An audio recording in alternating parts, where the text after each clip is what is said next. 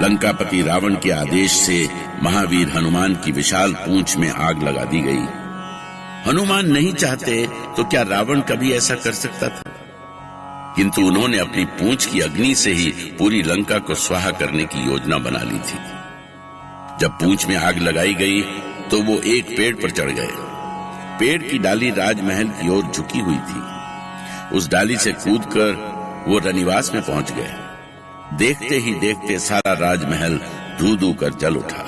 पूरी लंका में हाहाकार मच गया। राक्षस चूहों की तरह अपने अपने प्राण बचाकर भागने लगे। भागो भागो भागो! दक्षिण दिशा से भी आग की लपटें उठने लगी। भागो भागो! अरे कोई तो उसे पकड़ो, पकड़ो उस दुष्ट वानर को। महाराज लंकेश, पूरा महल जल रहा है। हम भयानक आग में गिरते जा रहे हैं महाराज। धिक्कार है तुम सब पर, जो एक वानर को नहीं पकड़ पा रहे हो। धिक्कार है तुम सबकी वीरता पर। जाओ पकड़ो उसे और होम कर दो इसी अग्नि में, भस्म कर दो उसे। जाओ। जय श्री राम, जय श्री राम। ऐसा भयानक कोई वानर नहीं हो सकता। वानर में इतनी शक्ति कहां से आ गई? मैंने तो पहले ही कहा था कि वानर नहीं कोई देवता है। अरे भागो यहाँ से। वो देखो, अग्नि की ज्वाला यहाँ तक पहुँच गई है। पूरी लंका जलकर राख होती जा रही थी। सारी नगरी में केवल विभीषण का ही महल ऐसा था जो इस भीषण अग्नि से बचा हुआ था। लंका को भस्म करने के बाद महाबली हनुमान ने समुद्र में छलांग लगाकर अपनी पूंछ की अग्नि बुझाई। पर दूसरी ओर अंगद अभी तक हनुमान के न लौटने के कारण चिंतित थे। तात जामवंत, मेरी चिंता दिन पर दिन बढ़ती जा रही है। पता नहीं हनुमान का क्या हुआ। हाँ, चिंता तो मुझे भी हो रही है, पर मुझे विश्वास है कि हनुमान सफल होकर ही लौटेंगे। आपके इस विश्वास का कोई आधार नहीं है तात। मैं हनुमान को बालपन से जानता हूं युवराज। वो अब तक कभी असफल नहीं हुआ, कभी भी नहीं। हे ईश्वर, इस बार भी वो सफल हो। सच तो ये है तात कि हनुमान के बिना हम अधूरे हो गए हैं। कोई कुछ नहीं सोच पाता था तो हनुमान कुछ न कुछ अवश्य सोच लेते थे। पर अब मैं समझ रहा हूं युवराज, हनुमान की शक्ति को कौन नहीं जानता। जब तक वो थे तब तक हमने उनके संबंध में कभी गंभीरता से सोचा ही नहीं।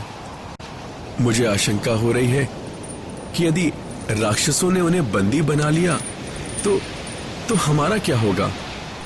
आप ऐसी अशुभ बातें ना सोचें। मैं जानता हूं तात, पर यदि अशुभ हुआ तो हमें क्या करना होगा, ये तो हमें अभी ही सोचना होगा ना। यदि हनुमान को कुछ हो गया तो हम यही अपनी देह का त्याग कर देंगे। लौटकर किष्किंधा नहीं जाएंगे। नहीं तात नहीं, यदि कोई अनहोनी हुई तो मैं स्वयं समुद्र पार करके लंका जाऊंगा और माता वैदेही का पता लगाऊंगा। धन्य है युवराज, आप धन्य हैं। हमें आज ये संकल्प करना होगा कि किसी भी स्थिति में हम महाराज सुग्रीव या श्री राम से मुंह कभी नहीं छिपाएंगे। मैं तो ये कहता हूँ कि हमें प्रण करना चाहिए कि हम सब किसी भी स्थिति में देवी सीता का पता लगाएंगे और सफल होकर ही किष्किंधा लौटेंगे। सचमुच हमें ऐसा ही संकल्प करना चाहिए। तुम सबके उत्साह से हम अवश्य ही विजयी होकर लौटेंगे। युवराज अंगद की जय! युवराज अंगद की जय! शांत शांत हो जाओ। वो देखो, समुद्र में कैसी तरंगे उठ रही हैं। उधर देखिए तात जामवंत। लगता है हनुमान चले आ रहे हैं। हाँ, वो हनुमान ही है। देखिए वो कैसे अपनी भुजाएं लहराते हुए आ रहे हैं। हनुमान सकुशल लौट आए। उनके उत्साह से किसी को भी ये पूछने की आवश्यकता ही नहीं थी कि उन्हें सफलता मिली या नहीं। अपने साथियों को देखते ही वो उछल पड़े और श्री राम की जय जयकार करने लगे।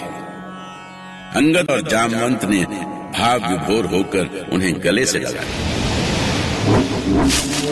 प्रभु श्री रामचंद्र की जय! प्रभु श्री रामचंद्र की जय! अब विस्तार से पूरा हाल सुनाइए हनुमान। ये देखिए युवराज, ये क्या है?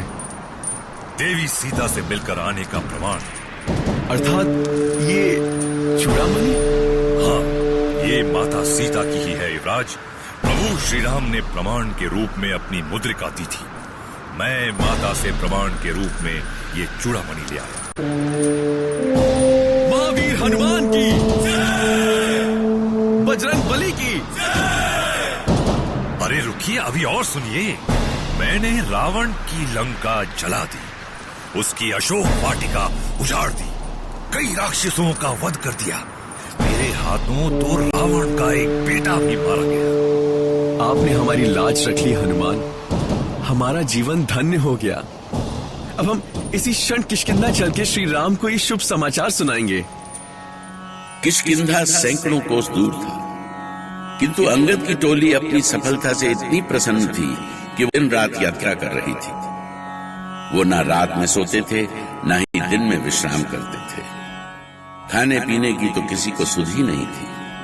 सभी श्री राम को शुभ समाचार देने के लिए अधीर हो रहे थे। तभी किष्किंधा पर्वत दिखाई पड़ा। पास ही सुग्रीव का विशाल उद्यान था। सभी ने उद्यान में जी भरकर फल खाए। मालियों के मना करने पर भी कोई नहीं रुका। उद्यान के प्रहरी भाग भाग कर सुग्रीव के पास पहुंचे और अंगद और उसके दल के उत्पात की पूरी कथा कह सुनाई।